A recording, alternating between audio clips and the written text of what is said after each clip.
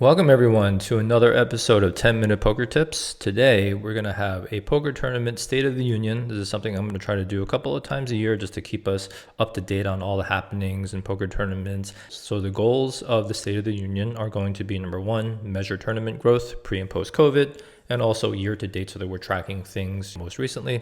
Provide theories on some of the root causes of things where we see problematic growth in certain areas, and then some theories of my own about what can we do better. From a housekeeping perspective, there are some events that don't have continuity. So as an example, Thunder Valley, I was able to track WSOP circuit, but then it became like Run Good, and it also became WPT, but then they were all sort of like at different times of the year. So there's no way for me to just continuously track year over year what was happening at Thunder Valley.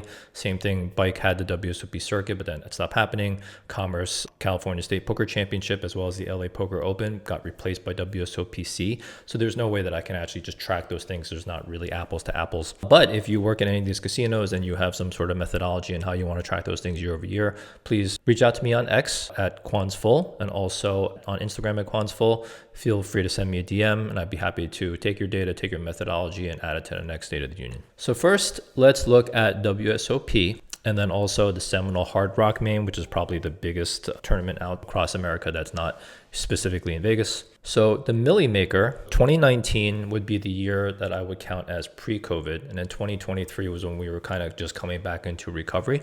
And you can see generally that Millie Maker had an 18% increase from COVID, 38% increase in Monster Stack, 21% increase in Colossus, 17% increase in the main event. And Seminole Hard Rock main had a massive 68% increase from 2019. So you can see that all of these places actually recovered from COVID really, really well and also went beyond that, right? So you can no longer really just say, well, COVID kind of killed poker all around and, we weren't able to recover since then. That's absolutely not true. Many, many places across the country have done perfectly fine. So 2023 into 2024, though, it looks like the WSOP actually was quite flat. So Millie Maker and Monster Stack, they added an extra starting day, but it was only a 5% increase. So a whole extra starting day means that you should probably, maybe it's not like a complete 30% increase, but we might expect 10, 12, ish percent.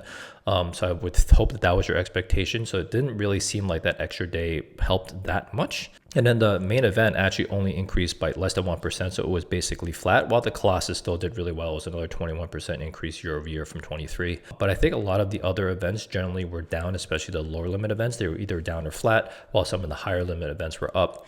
A lot of these things may point to things like economy, which I'll go over in a little bit. But generally, you can still see that those numbers are still massively up from 2019. So in that case, WSOP is still doing really well. Seminole Hard Rock main, interestingly, dropped 18% in 24 from 23 over that big increase, but you can again still see that in 24, it's still a lot up from pre-COVID, so they're still doing pretty well. And we'll go into maybe some of the theories as to why this is happening across these different tournaments, but I think starting with the WSOP is always a good one in terms of a base metric that we can look at. So let's jump into some more of the LA tournaments. So I am from Los Angeles for people that don't know me, so I'm much more closer to the tournament scene down here. LAPC, I suppose this was the Commerce flagship event, although now with the WSOP circuit events coming, I'm not sure, what is technically flagship anymore. But the LAPC had a $1,200 buy-in. It was 1770 entries in 2019, but I think back then it might have been like a 500K guarantee. So 2023, and you remember that every place else seemed to have gone way beyond what the 2019 numbers were.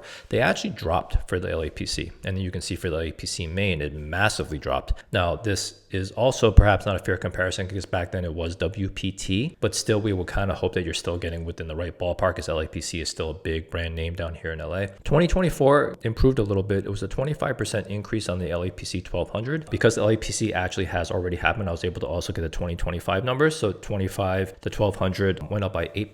LAPC main basically increased by 4%, but 139 entries is not really that many people. It was just a little bit up, but I guess that's better than being down. But you could still see how we haven't recovered from COVID really that much yet, while other places are still way above COVID numbers. So definitely, I think we've been banging the drum here. LA seems to be doing something wrong. The Legends Quantum 1 million. So Legends of Poker is a big tournament series over at the Bike. It had 4466 entries in 2019, which was a 13% drop in 2023.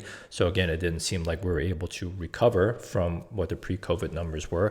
2024, it was basically flat. It was down 1% from 23 to 24. So the Big Poker October Quantum is an interesting one. So 2019, I believe this was a 500K guarantee, and 2023 became a $1 million guarantee, and that carried over into 2024. So this is the explanation for why there was a 60% increase from 2019 to 23. And I don't know if we can just say that this is like a COVID recovery, but I'm going to say that it's definitely better than being down or flat, even with a double guarantee. So that's a good sign. And we'll just see if we can maintain this number over time. This is a little bit hard sometimes to compare things over years because things do change. But overall, you can see some worrying trends here compared to what was happening at the WSOP and in Florida, where we had these big increases in terms of entries over 2019 without really changing the formula that much. I also did a comparison for some of the other events that were happening in Las Vegas because I wanted to get some explanation as to why the 2024 WSOP numbers seem to be flat or down. And some people suppose that the other casinos that were running tournaments were cannibalizing the WSOP, but you can see that's not true. So from 22 to 23 to 24, at the Wynn 1600, you can see a 16% decrease, 11% decrease. So the Wynn Mystery Bounty is interesting. It only started in 2023, but you can see a 13% decrease in entries to 2024. But the Wynn Mystery Bounty actually decreased their buy-in, and you can see that reflected in the post note, which is the Wynn Mystery Bounty prize pool was actually down 44%. The 44% was because of the reduced buy-in. But with the reduced buy-in, you would kind of hope that the entries would go up, but they didn't. They actually went down. So this is, number one, a little bit of a worrying sign, but also just more evidence that actually the other casinos were not really cannibalizing WSOP at all. Venetian UB tournament, same thing. So they had dropped 54% in 23. They actually missed their guarantee by a lot in 23. So they also decreased the entry fee. So now while they were kind of flat at a 2% increase, their actually prize pool was down 50% year over year from 23 to 24. So again, some worrying signs. Aria Bet MGM was the standout here. So from 22 to 23, they had a 200% increase, and they still increased 23 to 24 by 11%. So they're doing a really great job over there. There might be some novelty to it, but obviously they're doing a lot of stuff right. Must be putting on, a great production and great operations and a great tournament over there to get people to keep coming back. Now, I'm going to say that Vegas actually has an excuse. So Las Vegas is exorbitantly expensive. So for anybody that goes to the WSOP, you know how expensive it is. Resort fees and parking if you're parking off site, how expensive food is. It's really insane how much just trying to get a cup of coffee costs, anywhere near the Paris or the Horseshoe. And, Las Vegas has been trying to, I suppose, lift up their visitors and clientele in terms of their demographics, where they seem to be targeting people that are higher rollers, people that are higher income, because that's just kind of what they want to do. Obviously, that's going to help their bottom line in terms of betting, because people are going to be willing to play and can play higher limit table games. They can also stay at these luxury hotels that are amazing to look at and amazing to stay at, but cost quite a bit more. But this doesn't really help poker players, because poker players aren't the same complexion as like a regular Vegas tourist, because most poker players, even ones who are amateurs that are going to the WSOP like as their vacation, they're not really treating it like a vacation. They're really treating it like a business trip. But the business trip is not expensed by a company, it's expensed by themselves. So they're trying to save money on hotel, they're trying to save money on food, and it's really hard to do that. So I do really feel that the drastic increase in prices and also sort of a struggling economy over the last couple of years has probably caused some of the ding that we saw in some of the visits over there in Vegas. I don't perceive that to be dramatically improved this year either, but hopefully as things start to recover and as Vegas probably has hit the limit in terms of willingness to pay for consumers, we'll see some of those prices sort of normalize and things hopefully will start getting a little bit more under control. But I'm going to say that Los Angeles doesn't have that same excuse, right? So the population in Southern California, which is, basically where all those casinos are, and people are probably driving in from, San Diego and places around Los Angeles area to come up play these Los Angeles places. But the Southern California population is 23.76 million people.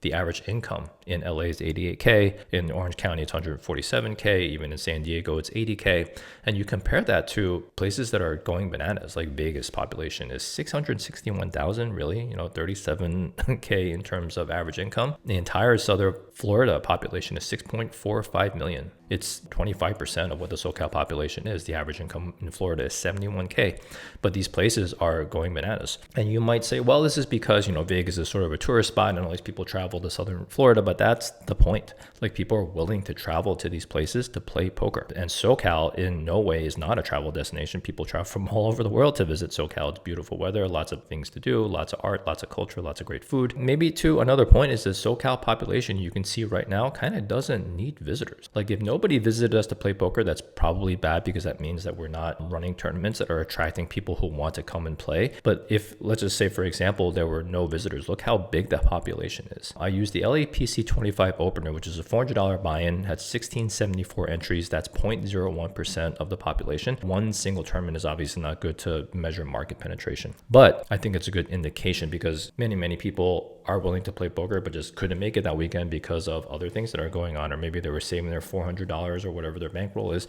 for some other tournament, later in the series. But directionally, you can probably assume that our penetration in Southern California is most likely under 1%. So imagine if we got that just to like 5% of the population penetration. Like, are we looking at maybe 300-400% growth in our tournament field? So that's all we really need to do. And if we just did that, like, SoCal and these tournaments would be some of the biggest in the country and probably in the world. And then you would see, obviously, then all the poker professionals who complain about traveling to LA will all come to LA, right? If we have tournament fields that are that big. So it definitely seems like SoCal is not really doing something right, because other places are growing and have sustained that growth post-COVID, while we kind of have not. Let's talk about World Series of Poker and WPT. So both of these are, obviously huge operators. They kind of vanished from LA for a couple of years, but luckily World Series came back to the Commerce and had 2 successful tournament series last year. We're, really looking forward to the one that's coming up in a couple of weeks here. WPT has not found their way back to Southern California, but these operators are, obviously a huge proponent of growth as well, because these operators come and they just bring a lot of people who want to come and win circuit rings and want to win, a bracelet. We actually have a bracelet now in the World Series of Poker with the TOC, the Tournament of Champions,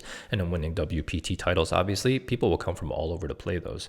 But that's also an opportunity for the casinos to get them to make sure that there's some stickiness. You're putting on such a great experience that people who visited the Commerce for the first time want to come back, not just for the World Series of Poker. Are we doing things like promoting the next events to them to say, hey, in 2 months, we have a $2 million guarantee. You should come and play that. Come back and visit the Commerce again. So these are the types of things that we really need to lean into if we were able to land one of these operators, because just getting the operator to give you a 1 successful or 2 successful series a year is not really, it should be your defining top line metric. Your top line metric is how do you make these players come back, right, and come and play so that you can continue to grow the overall prize pool. So I did a poll.